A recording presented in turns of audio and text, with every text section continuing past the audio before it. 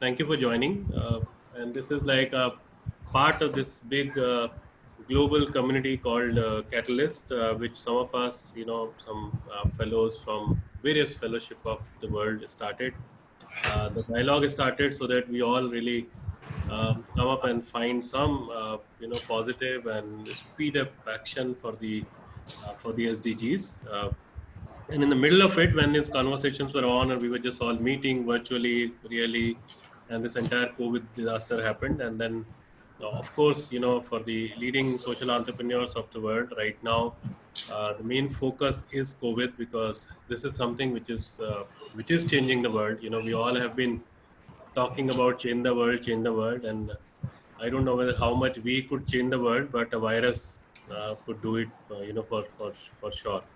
And that's what we've been telling people, that in the time to come, uh, the world is not going to be the same, for sure, when it opens up, and whenever it opens up, we don't even know when it opens up.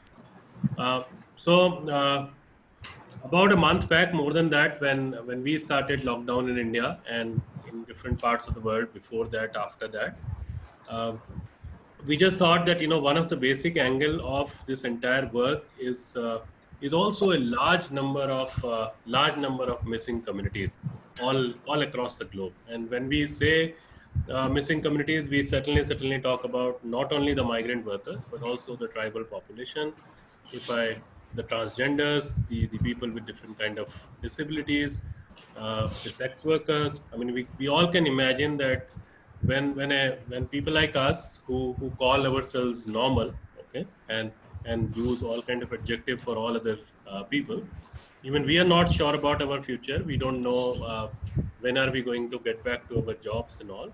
We are certainly wondering that when the time will come when a sex worker or the transgender will also get back into job. So what we will do today, we will just take you through to a small, just say PowerPoint also, just to give you some brief, some pictures of the issue of the work. Some of you certainly, I know that some of you don't know about Gunj, and some of you don't. Uh, you will have to bear with me because, like many other people, I am also absolutely new to these Zoom calls, and it's not easy for me also to find out my presentation. Right? So just give me a minute, and I'll figure out. Yeah.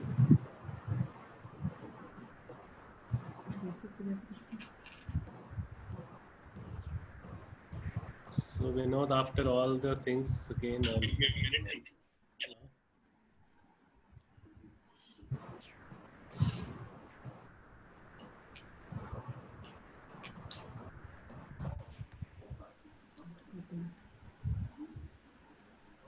yeah. Can you see this? Hello, hello. Not yet, sir. Now,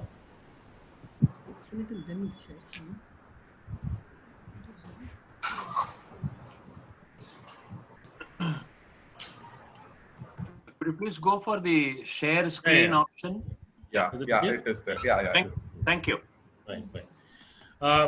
So we'll just go through a little brief about say Gunj, okay, and then come back to this particular thing, and then a lot of time we will actually spend today in just Q&A, because for most of us, to be honest, at Gunj also, where we are dealing with disasters for almost like last 2 decades now, and as an institution, we always spoke that poverty is one of the most uh, important and unfortunate and ongoing disaster.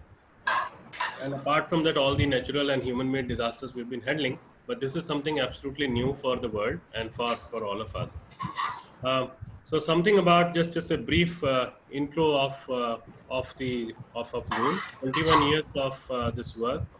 1999 formally, 1998 informally, we founded this institution. Right now, we are present in 25 states and union territories, with about 20 different offices, big, small, all put together. A team of about 1,000 plus people, and many people in India and abroad know us as the people who work on clothing or who actually made clothing a matter of concern to some extent. But our larger work is actually in the village India.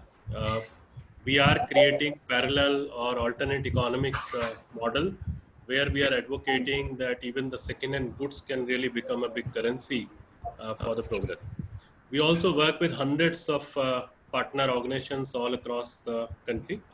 Very, very active, about 250 partners, but hundreds of other partners whom with we work in disasters and many, many, many other activities. Uh, we said that it is a very important part for us was that we started using the second-hand goods like cloth, utensil, footwear, door, windows, all kind of stuff, for the development work. Because we said that at a certain point we need to really make a huge dent on the charity, because charity kills dignity of people, and without dignity we cannot think of any development.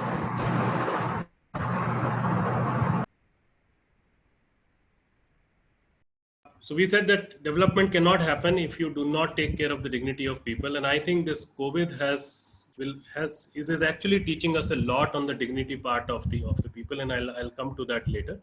So what we started doing, very simple thing, we deal with almost 6,000 tons of material every year now. This year, if I talk about, and in a very systemic way, it goes through a rigorous process of matching the needs of village communities. Then we go to the villages, talk to people, find out the local issues. So a village says that we need a road desperately. Other village says that we need a water body or the pond to be cleaned. And that's how a lot of people get together and start working on that. And after a few days of work, they are rewarded with this beautiful family kit, as we call it, which actually has clothing, utensil, footwear, which we collect from the city for the family of 4 to 6 or more. So two things happen in this entire process. One is that the dignity is maintained, the charity is gone. Because if you give away a trouser to someone and say that this trouser belongs to me, the person has no option but to say, yes, it is yours. But the second option, when people make their own road, the village road, or clean a pond and then receive a trouser, and you say that it is mine, the person will come and say that it might be yours, but I have earned it. So that's how the dignity part happens. In the entire process, we also have been able to create parallel and new currencies, because now even the old material is a parallel or alternate currency or an additional currency. Third, very important part, it is also the revival of the community work in a big way. And fourth, it is also the revival of the traditional barter economy of India or many other countries, which used to be the strongest thing in the economic model. And to be honest, in the time to come, post-COVID, this is actually going to become much, much more important with the different kind of economic crisis which is happening right now. So in this model, people are rewarded in kind. People pay back in their wisdom, in their community work. And also in this entire approach, we've been able to create a grid, as we call those pipelines. I'll explain it, across the country. Now, when we talk about this grid and this pipeline, just to set up the context, it is basically the pipeline of relationships. It's the pipeline of lots and lots of institutions all across the country with whom we are connected. So the moment you have a flood in the country, in those areas you can reach out to those communities using the same grid or same pipeline of relations and networks. Now in COVID, to be honest, we never knew that a time will come when all of a sudden the network which we have been able to create in the last 20 years in about 25 states and union territories will be of use in one go. And most of us, to be honest, we anticipated that people will go back to their own places the moment, because of this crisis. But the anticipation was that people will go back to the villages because of the joblessness or because of the losses and all kind of economic slowdown. But in India, something different happened. which, to be honest, as of now, is becoming a much bigger disaster. If you see our cover picture also, and to be honest, my background, this is the cover picture of our campaign called Rahat, which is the relief and rehabilitation is called Rahat. That's what we name it. And you see a lot of people walking in that. So we anticipated that people will actually go back, but never to this particular extent. We never thought that reverse migration will become such huge panic kind of situation. So suddenly, the moment the lockdown was announced, and to be honest, in my all other sessions, I've been talking about it, and it's extremely important. Again, I'll touch upon it. I think with the complete maybe distrust on the people like us, the people in the cities, not only in India now. This is a global context I can talk about. People didn't even wait for a few minutes to decide, and they just started walking back to the villages. So these are some images which many of us have been watching or looking at in the newspaper and media. So immediate crisis, what happened is that in the cities we found more and more people stuck. Suddenly the hunger became one of the biggest issue, and the food became the most important part that way. So three parts of the population, if we see: one, the people who are stuck in the cities, who wanted to go back, couldn't go back, and also because the industries are closed, so there's a lot of people who are, especially who are dependent on daily wages, they're not able to get any wages. So that's the population. Second, people who started walking but somewhere stuck, in the middle, who will end up in the villages later. And third, the largest population, which most of us really in Indian context need to be careful and worried about, is the rural population. Because in India, even today, almost 70% population is of rural India. And also these perceptions about the slums in India and many other countries, that slums are the extension of the cities, which we have been challenging and saying that slums are not the extension of the cities, slums are the extension of the villages. This particular disaster and the reverse migration has absolutely proven that, because large number of people, millions of people, tried to go back to the villages, to their originals. Today, if I talk about rural India, I can very easily tell you that rural India has more population as of now. The population is added, the people are added, and much lesser resources. So more complications, to be honest, are there. Unfortunately, because the migration happens, because people were stuck here, suddenly the hunger became a larger issue, especially of the migrant workers in the cities. And it has consequences, because we can divide it in three parts. One is the immediate hunger or or starvation if we do not tackle it right now. Second part is the debts, because in compulsion you get you go to these guys and take heavy loans on very heavy interest rate. And the third, if we do not take care of the 70% of the population, again, unfortunately, the distress reverse migration will start happening. And when we talk about the neglected communities, one very large neglected communities, as I said, is the rural India itself, because unfortunately the entire world, not about India, entire world has always and always used the rural folks to create something for the cities. I mean, at the end of the day, we are the beneficiaries of the rural parts, but we call them the beneficiary. It's very ironical that people who have made our houses are homeless, and people because of whom we have enough rice and wheat and dals and pulses and everything to eat, they are forced to be in the queue to get some relief. And that is why we are saying that this is also a golden chance for the global community, of all the people who are listening, all the people who will be a part of this entire effort, to really relook at the way we have been operating, relook at the way we are talking about our fellow citizens. So one larger part of the missing community, for sure, in Indian context and in many other countries' context, which we've been talking to each other, is the rural population.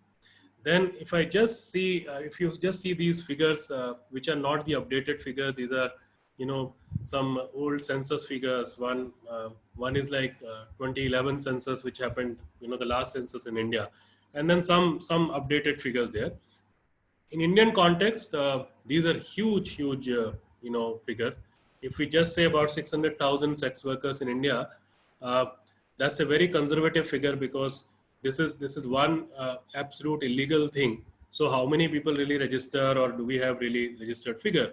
So all these figures are very, you can say, understated figures, but you can imagine what kind of figures these are. And what we have been saying, that if the normal person, if the normal people who had a normal job in their life have gone a level or two below whatever they were or whatever they are, you can imagine that the people or the population who was already there, at a lower strata of income, if they go two levels further down, you can understand the complication of all these communities. Just to give you some updates, what we are trying to do. For sure, we have activated the entire network. We have already started in the last about 3-4 weeks with about 100 partner organizations, 100 plus partner organizations in 20 states of India. We are also producing very large scale face mask and sanitary pads and all, with our existing facilities. Just to give you some snapshot, to set up the context, some of the relief operations. So as of now, for us in the cities, for some days cooked meal was a solution. We also did that, some 85,000 odd cooked meals we channelized, but we are also moving to the ration with some different approach, because the food is a very personal issue. B, there is no point in standing in a queue for 3 hours, 4 hours to get one meal. Instead of that, if we just give about 15-20 kg of 20 kg of dry ration to the families, they will start cooking on their own for about 10-15 days. And if we just add a couple of utensils in that for cooking and eating, just 3, 4, 5 utensils, you will see that a lot of people are cooking themselves and eating even on the roadside. Then we also, one of the important approach which we took and which we are promoting in the country and all across the globe, we want to do that. A lot of people are already doing that. If we stop depending on whatever is available in the shops and go downs of the cities, and instead of that, go back to the villages and start buying locally from those people, and those things really become a part of the family kits which we're doing. So the farmer's income is intact, and the farmer is not throwing away his or her products. Second, much more nutrition, because these are like fresh vegetables and affordable vegetables. Third, most important, that right now the biggest problem is logistics, and that is where we really reduce the burden on the logistics. Just some ignored communities again, in the troubled areas, people who were stuck in the railway stations, with just construction workers. Now, most important part is this phase 2, which we are, as soon as the things a little bit ease out and we see that village communities can really come out, because we took about 2 decades to make sure that people do not get anything as charity, because charity is never a favorite subject of the receiver of it. Charity is the favorite subject of the giver or the doer. That's how we have seen in our life. No one, like I don't want any charity to happen to me or my kids. So we are 100% against a lot of people who are giving half a liter of milk or 1 kg of something and then clicking a selfie and posting it everywhere, because all these words like victim and all that are absolutely negative word. Even the beneficiary is a negative word. People like us who have been the beneficiary of a farmer or the hard work of farmer till date and will always remain a beneficiary forever. How can we call a farmer a beneficiary by giving him 5 kg rice or 10 kg rice? That farmer has been giving us rice, forever. So all these demeaning words, to be honest, now need to go.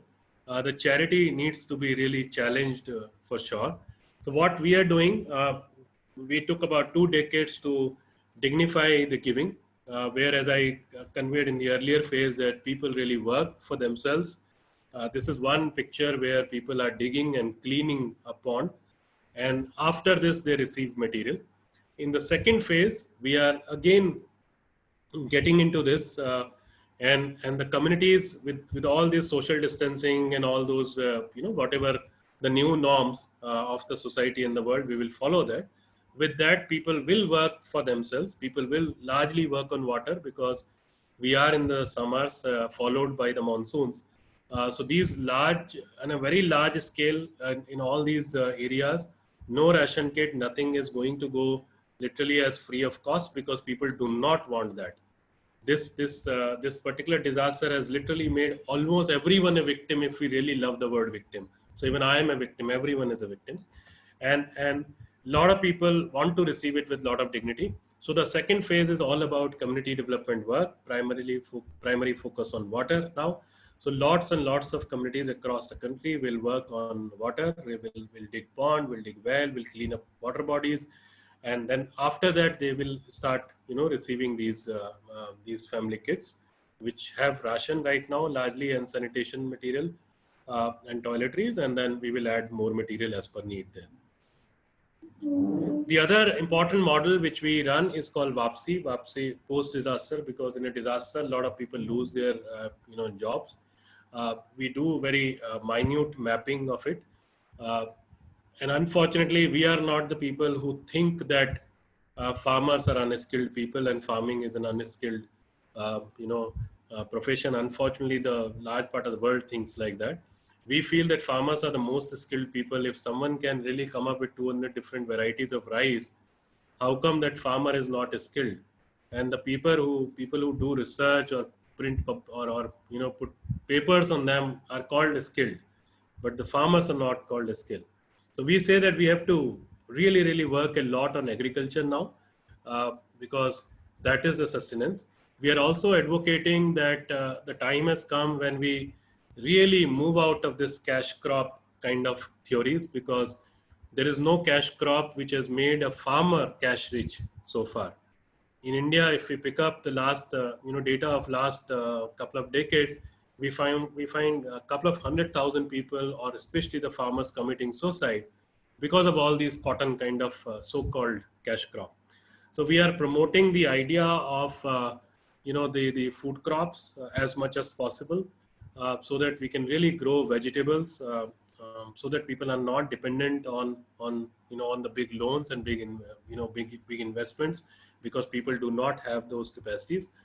Apart from farming and supporting farming or water-based professions, whether it is fish or whatever, we are also trying to really look into the gaps. So we said that every 2-3 villages at the end of the day need a cobbler. Every 2 villages or 3 villages, or maybe a village of 400 families, 300 families, need at least one bicycle puncture shop.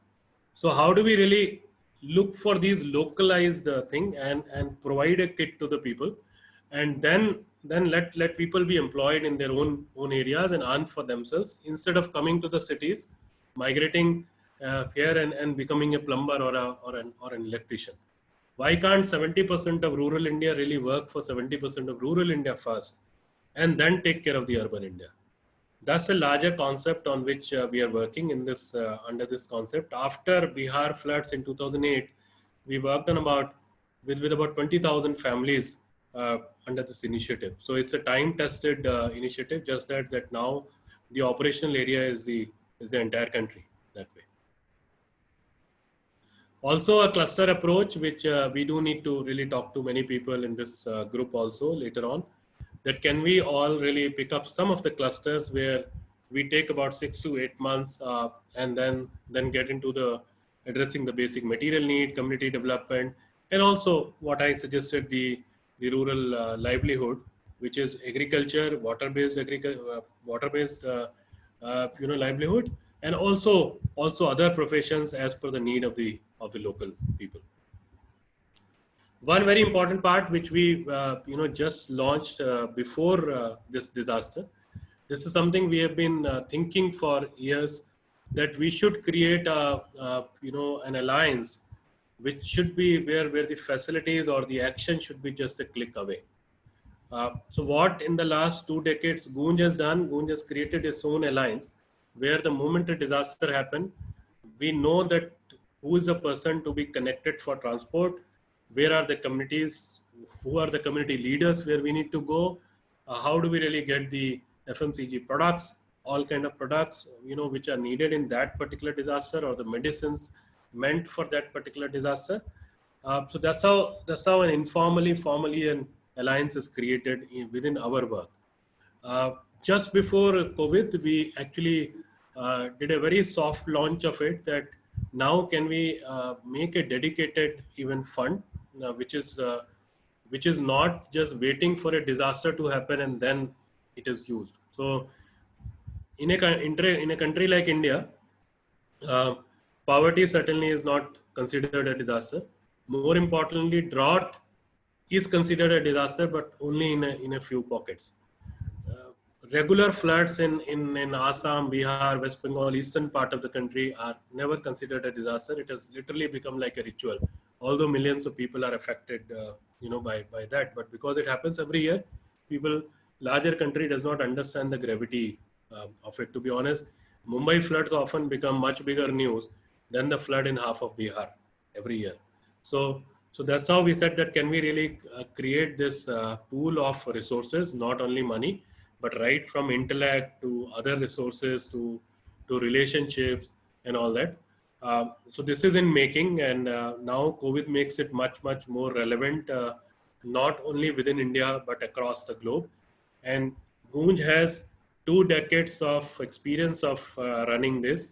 Our why we are able to scale up in a disaster, not because we are some disaster experts or disaster relief or rehabilitation experts, or we really know how to tackle it, just because the strength of our work is understanding and managing the logistics, understanding and managing the local need and material. So we do understand which part of the country eat what kind of rice, and what even if you even want to ask us what is the average diet of a person in different districts, we will be able to give some answers, and what do people wear. Then we also built up a network of transporter, packing and all that, and also reaching out to different communities, and then using that material as an with as an additional resource for the community development work. So that's how the complete loop is done. So we want more and more people to get into this across the globe, and my team will be much more than happy to really build up these systems in any part of the country with any institution, and plus beyond the country. So the partnership obviously has been with the right from the community-based organizations to the to different associations, to different panchayats, units of Indian Army, Border Road organization, and as I said earlier, that there is a grid, there is a pipeline which we have been able to lay, and that needs to be fully used, right now, and then it needs to be replicated in other models in other parts of the world. And absolutely replicable solutions, to be honest, because we are making it open source. Tomorrow, we are also launching on our social media a series of do-it-yourself initiative. So these will be short videos and some posters and all. So how to make a face mask on your own is one video. How to make a cloth sanitary pad is another video. What is an ideal kit for a family of 6 to 8 or 4 to 6? What is an ideal kit for 15 days, for 1 month, in the cities, outside the cities, and all that? So that's how we will really we are making all the learnings of the last 2 decades, which is our own learning and what we learned from other people in this journey, and another co-traveler. So many. Fortunately, we have been part of many fellowships. So what we have learned from other fellows in the process. On their behalf also, whatever we've learned, we're just trying to make it open source from tomorrow. Our website and Facebook, in any case, is giving all these stories. But formally, we will do it from tomorrow. Thank you very much. I think I'll be open for any kind of comments and questions on this, and add more comments while doing it. Anyone here? Yeah. Do we have questions, Vinny? If you can put your questions here, please do that wherever you want, or you can really speak up one by one and then do it.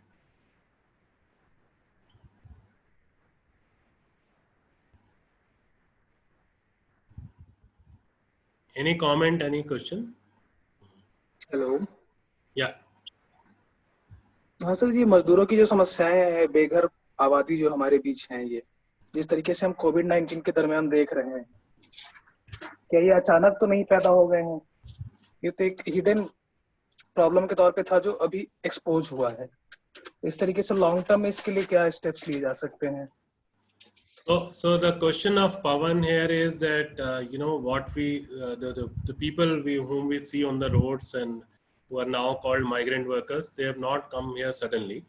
It is just that suddenly the world knows that this is also a population, and this is what I've been saying, that all these are actually the missing population, because we never cared for them. So to be honest, Pawan, and this is what we have been promoting, that this is a golden chance for this nation to really rework on the way we are looking at people and living with people. This is a golden chance that we invest more time, money, and energy in the villages of India. Right? All these theories of some of the economists and other people, I don't know who think that you can really take care of the poverty of rural India by bringing those people to the cities. We have been saying no to that. We are saying that this is one of the most absurd economic theory, and now this is absolutely 100% proof that that's an absolute wrong theory. Because even today in a village India scenario, 4,000, 5,000 rupees, a person can really survive, and survive well also in some cases if you have a small piece of land and all. In 10,000, 15,000 rupees, you don't even get a space in the slums, and dignity you can't even think of, because the moment you talk about financially poor, most of us don't even think about the dignity part here. So this is the golden time for us that we invest time, money, energy in the villages of India, and we actually, the people who have gone back, in my opinion, should not come back. It's very simple. As long as we are able to create opportunities for them, there should not be any forced migration. Migration by choice is always okay. I mean, this is one example I've been giving, that I am also a migrated person. I migrated from a beautiful city called Dehradun to do my studies and then to settle down in Delhi. But you see all these millions of people who have gone back and who are desperate to go back are the people who were forced to come to the cities because we didn't take care of them in the villages. So if we want to solve the problem of the people, these invisible, these missing people till date, I believe the best solution is that we invest more in the villages and kill the problem there, instead of then solving here and start creating all kind of things. Yeah, Murthy. Hi, this is Murthy here. I am associated with Gunj for the last 10 years. Really great work Gunj is doing. My question is with regard to the awareness. What are the steps you are going to do? A lot of awareness is required, because the way the projects which you have taken up and the support which you require in the days to come, what is the awareness the trust Gunj is going to give? Because you have to associate with the students, the bigger group, colleges, the schools. You have to create that. This is what we require in the days to come. You people have to chip in. Just I want to hear from you. What are the steps you are going to So Murthy, a lot of us need to do a lot of talking and a lot of talking with the evidence, right? We are doing this. All these social entrepreneurs are doing these sessions. Yesterday and today, as a part of this Catalyst, group of us, is one of those ideas. It's not about singing a song about ourselves, what we are doing, because this is one disaster where whatever you do is nothing. Fine. In if you see the volume of the problem. So even if you say I have reached 2 million people, who cares at the end of the day? Fine. What is the 2 million number in this particular disaster? Because unlike any other disaster, all other disasters used to happen in one particular geography. The entire world or the country used to support that. This is everywhere it is. So more we talk about it, more we tell people that lockdown in any nation, okay, like lot of countries are talking about lockdown as a particular date, right? But I am saying that lockdown is not about a particular date when the government will announce and say, okay, lockdown is over. Lockdown is the date till the time people get back to their jobs and they start earning. Till that time, there is lockdown. Lockdown is till the time we find a solution for this virus. I mean, how long can we really survive with this? I will stand with you 4 feet away or 6 feet away. How long can we survive? So I think this is maybe 1 year or whatever time we have. We have to create awareness on two parts. One is the immediate health risk for sure, so that people understand that it is not that there is no positive case, so everything is normal. I think we all need to really keep talking about it. And more importantly, we have to really talk about how do we create more livelihood, more dignity, more respect for the people who didn't really care or trusted us and went back. How do we focus on those people immediately? Manish, you want to say something? Muti, did I respond? Ye- Yeah, Manish. Yeah, hi, Manish hi, and Anshu. then Hashvi. Yeah. It's really pleasure to connect with you, or at least on the digital platform. Now we've been connected in a couple of occasions. I'm an ex-Tatas and currently working with Reliance Industries as a senior leader. In 2-3 points, in fact, very relevant. You picked up dignity part of it, and in fact, just a couple of weeks back, my driver, my maids, they said the same thing, that we are not beggars because they're getting all these cooked food packs. So they called up and said they want to go back home as soon as things open up. I said, what's wrong? You're getting hot cooked meal from the various NGOs and political parties supporting that. So they say that we have to stand in a queue, collect the food, and which is something which they're not comfortable with, and they're wanting to look for buying their own things, cook their own food, and for which in some of these lower strata of the society, the police has been very, very strict, not allowing them to move out of the zone, primarily because it's a cluster, and hence there's a serious challenges which are going on. Though I have a couple of friends like Thane Citizen Group, so I'm basically from Mumbai, so they've been supporting at least around 3,000 to 4,000 people per day basis on giving not cooked food alone, but also giving all the essentials on daily basis. Truckload kind of everyday truckload to various charities, friends and relatives. Another point which you brought out about farmers' income and some activities you've been doing. I would suggest we can connect offline also if you need any help. I've been associated with a couple of years as farmer producer organizations. These are pretty large groups based out of North India and some in Western India. Because I worked with Tatas and I was part of Government of India's think tank committee for chemicals and energy. So agrochemical space was something where I was actively involved. Yeah. So Manish, we connect offline, fine, and then take it forward. I'm there on anshu@goon.org because we just have another 20 minutes to no problem. And please raise your hand if you want to pick up one idea or suggestion I wanted to give to Gunj, which I don't know whether you guys are doing. So there's a lot of since you have a network across. So, and I could see that gradually you've moved into various this thing. How about looking at recycling and sustainability products and services as an extended service, which can be a kind of a pseudo revenue model also for Gunj? Because with this kind of changes, a lot of rural folks do create products and services which are more sustainable. Like, Patrike. So Manish, just to add, all those parts. so Manish, just to add what we have been doing. So if you see, like, even if you make a mat or a broom or whatever, you know, the basket in the villages, okay, we have already started getting into this in a big way. I mean, we are actually trying to see that how are we less dependent on buying products from the cities, the plastic basket, to reach to the villages, Absolutely. and so the village makes its own. Plus the undergarments, the sanitary pad and mask and all, we have started producing in the villages. In the next few days, you will see a lot of action on that. Thank you. Sure. Harshvi, So you have any to you. online platform for that? Yeah, I mean, just go on goonj.org. You will find a lot of information on it. And also the Facebook. And we'll connect offline. Hi Anshu, Yeah. this is Vishal here from BIT Meshra. Hi. Anshu, in dignity sense, in Ranchi, we are doing a lot of job, but how to find out the correct set of required people? Because a lot of requirements are coming daily pouring it.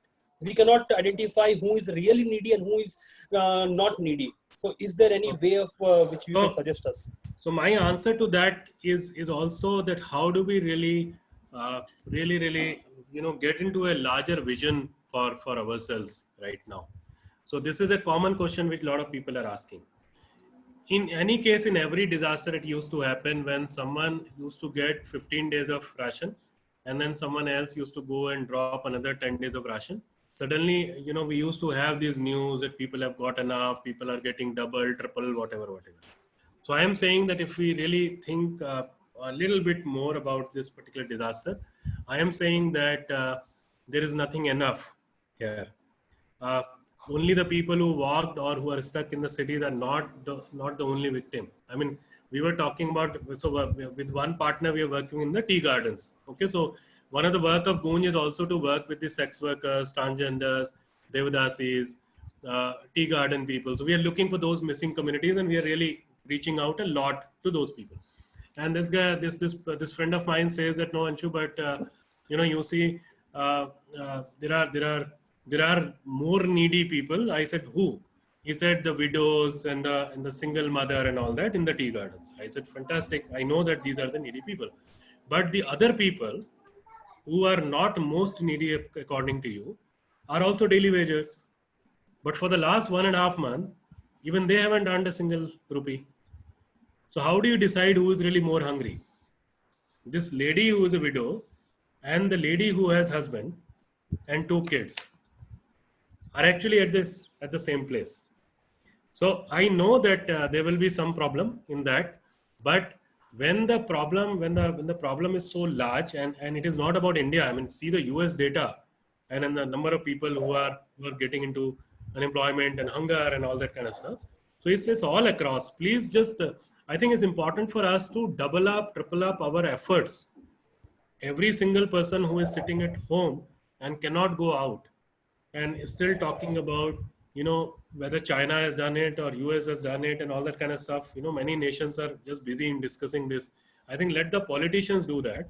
Our role is actually to just double up, triple up our effort and reach out, because it is a national disaster. It's an international disaster. Yeah. Perfect.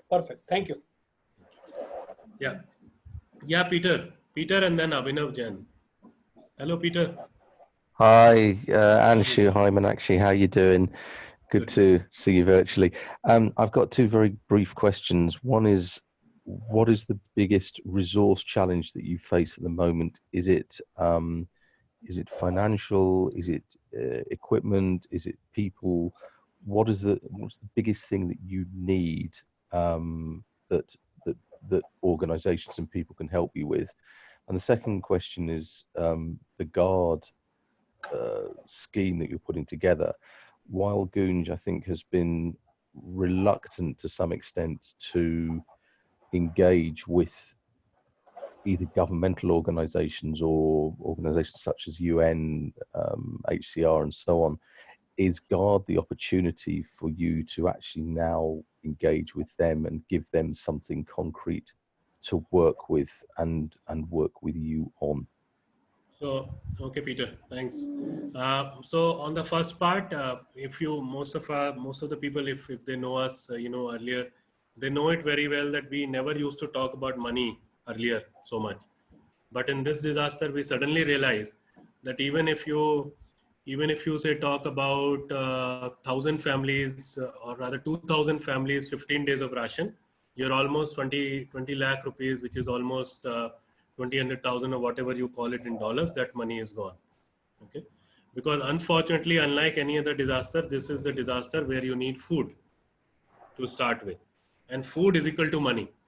So you just, I mean, people like us are doing nothing, to be honest. We are just using our networks and our 22 decades of whatever we have created to channelize it to the people as deep as possible. But otherwise, you go to the market or to the wholesaler, buy in bulk, pay money, pay to the transporter, bring it to the store, pay to the people to sort and make kits, pay to the transporter again, go back to the villages and just give it.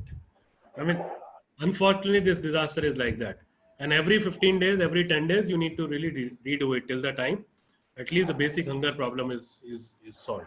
So this is one disaster where even we are talking about money, because we know that whatever money comes, it's literally like basically dry ration or the other basic need.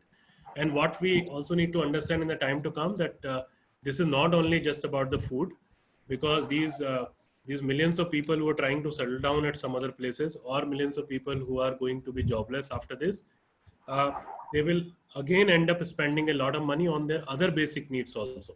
So like you can imagine, I mean, a lot of people don't talk about it, but say today undergarment is one of the most important thing for every single person. I mean, who is stuck somewhere for last 15 days, 20 days, and has not been able to change even his or her clothes. So all those millions of people need a few sets of clothing, few sets of utensils, and so many other things that way. So that's why this disaster, and unfortunately because of the nature of the disaster, we are not able to accept material from people. In many countries this is the case. So that's why more on the money. On the other part, Peter, the second answer, we are not at all against tying up. We are working with the units of Indian Army and many other government agencies. But yes, I mean, we would like to spend our time where we can have a practical outcome at the end of the meeting or by the end of the day, because we can't spend our time in a lot of talking as of now, because there is a lot of action right now needed, because every single moment, every single day is extremely precious for the people who are able to do something. Even if we do 24/7, we will only be only a little bit. We are absolutely open to talk to a lot of people and do whatever we can do together. So because Goonj by nature is a collaborative efforts, and to be honest, in this fellowship space itself, in the Catalyst space itself, we are working with a lot of fellows. We are working a lot with each other, because I think all the do-gooders should work together using their own approaches. Fine, the approach cannot be same, but if we can really become a strength of each other, if we can fill the gaps of each other, so we are absolutely open for that. Thanks, Anshu. Thank you. Can Peter. I go ahead, sir? Abhinav, hi. Yeah, Abhinav. Yes, okay, great. Hi, Anshu. First of all, congratulations on all the great work happening. I have a quick question. So we are doing some relief work in this place called Mathura Vrindavan. Now, the problem that we are facing is there are a lot of people who are calling us because they had our number and we delivered ration to them 8-10 days ago. And now they are out of it again. So now the problem is when they are calling on government helpline numbers, government officials are saying that they're going to charge 500 rupees and deliver ration. So I just want to, I mean, I feel very helpless and stuck in this situation. That is government, I mean, do they not, are they not obligated to deliver ration? Or what is the best process? What is the best action that can be done in a case like this? We are of course doing help from our end, whatever is possible, but cannot create an impact as huge as the government. So my straight answer to that is that feeding people, especially at this time, for sure is the responsibility of the government. A lot of it in India is happening, and in such kind of disaster of such a scale, obviously it's not only the government, but lot of other agencies or whosoever can need to work together. I think that's what is happening in India. But in many cases, unfortunately, a lot of load has really come on the individuals or the voluntary organizations.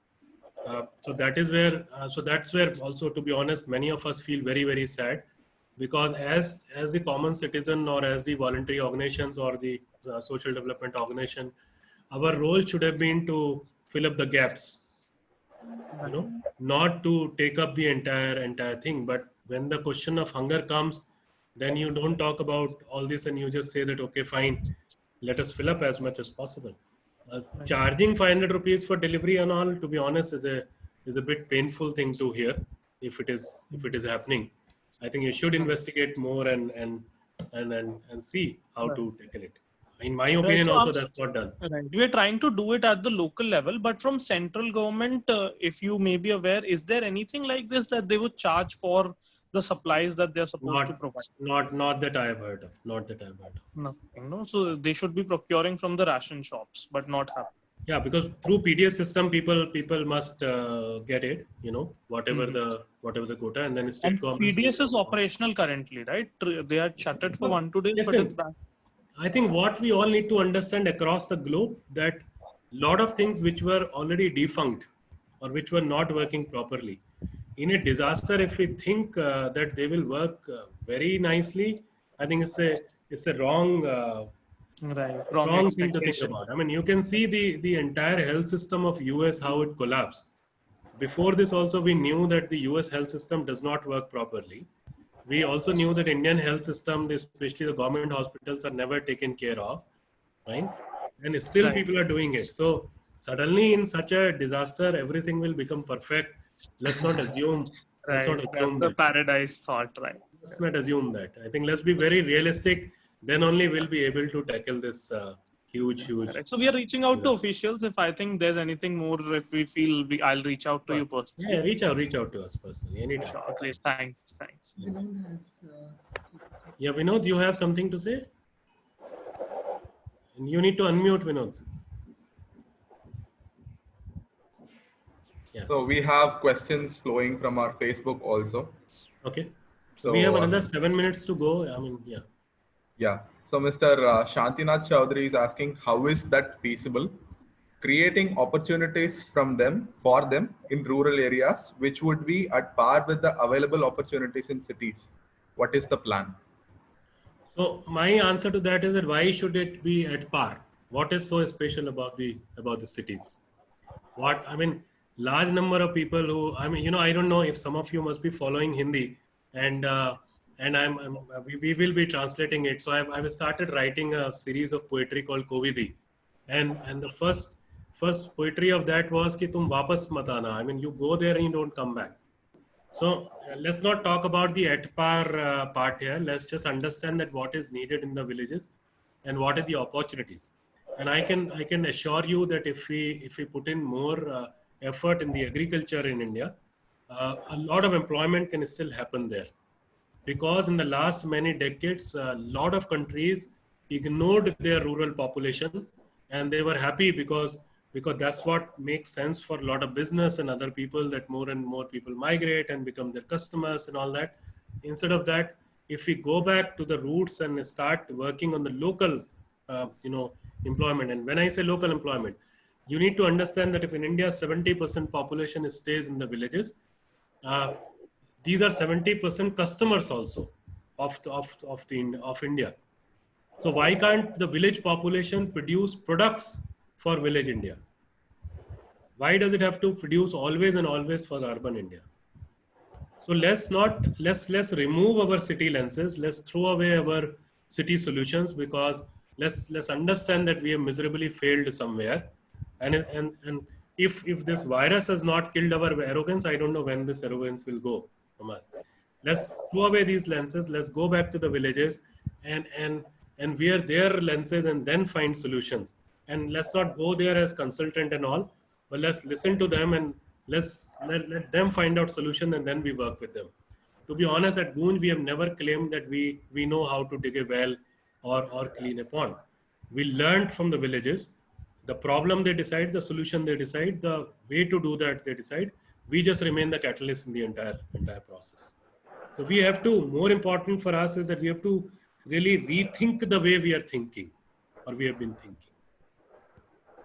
Okay, great. One more from Mr. Kalpesh Kabra. The comment is, we are working for community support for affected families due to Corona crisis. We are looking for network partnership to make the larger scalable impact jointly from Human Welfare Project. So anyone, I mean, whatever little we know and whatever we are doing as Goonj, do reach out through mail@goonj.org or website and all. I think we can always deal with it one-on-one. Yes, we work a lot in collaboration. We are always a constant learning organization. We believe in experiments, and we also believe in a lot in dignity. We also believe in the rural wisdom. We also know that technology does not mean creating an app. Rather, this is what, so a lot of tech people are coming to us, coming up with the solutions which we feel are not applicable because of the way, rural India operates. If we wear the lenses of rural people and then try to solve it, if we wear the lenses of migrants stuck here, if we wear the lenses of people who stay in slums instead of our own fancy solution, we are absolutely open for any collaboration, any discussion. We are spending a lot of time, to be honest, in discussing this, because all of us really need to innovate somewhere, new ways of doing it. It's as early as possible, we really accept that something is changed and something further is going to change. It is, to be honest, better for all of us. Any last question, and then we will sum up. We can always connect offline. Anyone here? Vinod, is there any question there? Yes, sir. Only one is left. Tell me. Mr. Abhay Andrews, he's asking, sir, the sex workers in Pune and Mumbai cities red light area are severely impacted. Does Goonj has any access to get these people help? So please reach out to us. We cannot say that we have access everywhere, but someone has access somewhere, and we can really, have access to that institution. I mean, that's how Goonj is doing. Till date, we are about 117 partner organizations we are working. And the moment you talk about any missing community, any community which is grossly ignored, which certainly includes the sex workers, we will be more than happy to really find some ways to reach out to them. If we are not able to do it directly, we will certainly make sure that someone in the local area or some local good organization really reach out to them. That I can, to be honest, assure. In some cases, not all the cases, on behalf of Goonj and the team. So I think it's 12:30. Thank you very much for all of you to join this. For all the Goonj related information, you can always go on goonj.org. Goonj Facebook is regularly updated, and it comes with new things. And plus, every week on Monday, we release a report, which is not just a report of data, but also of innovative strategy, what can be copied, what all we can learn from each other. So it's a very comprehensive 3 to 4 pager report. Please read that before liking, very important. And also this was just an experiment by some of us as the part of Catalyst family, where we said that can we do these experimental 2 days marathon sessions in our respective countries and open it up for the global audience. So this is the second day of that. I would say that go back to those those links and see if you find some more interesting sessions to attend. There are lots and lots of doers, amazing social entrepreneurs across the globe who have become a part of this family, and trying to really do that. And this is a time when the disaster is almost same across the globe. This is an actual time when we really learn from other doers and thinkers also in the process. Thank you on behalf of me and Meenakshi and my entire team for joining this session. We are available on mail@goonj.org. Thank you, Catalyst and One Family team and Vinod are there to look into this. Thank you very much. See you soon. Yeah. Thank you, Anshu. Great. Thanks. Thank you. Thank you.